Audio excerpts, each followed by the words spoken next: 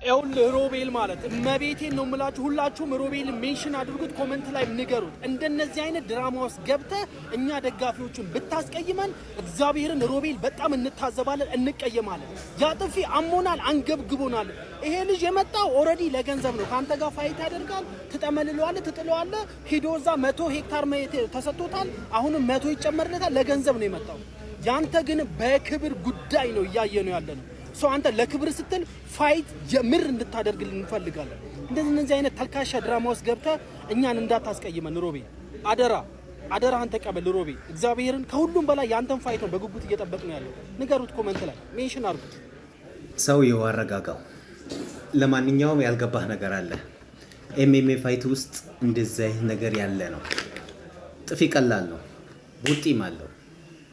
ቡጢ ስለላለም ነው እንዴ? አንተ ደግሞ የፖለቲካና የዘር ጉዳይ አረከው እኮ። ተረጋጋ ፍሬንድ፣ ካምዳውን እንዴ። እንኳን አይደለም ንቃተ ህሊና ጆኒም ይቀጠቀጣል። ንቃተ ህሊና ይችላል።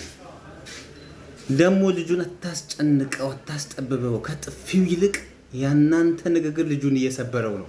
ስፖርት ዓለም ውስጥ መሸነፍም ማሸነፍም ያለ ነው። ተሸንፎ ካየህ ሆስፒታል ገብተህ ልተኛ ነው እንዴ?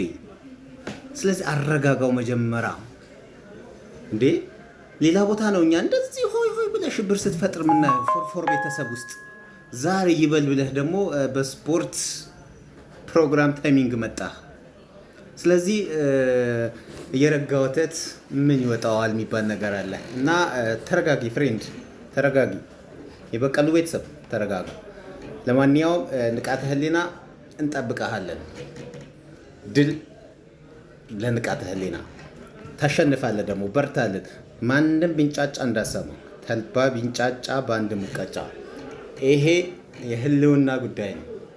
ስለዚህ ከአንደኛው ዙር እንዳያልፍብህ፣ አንደኛ ዙር ራሱ እድል እንዳሰጠው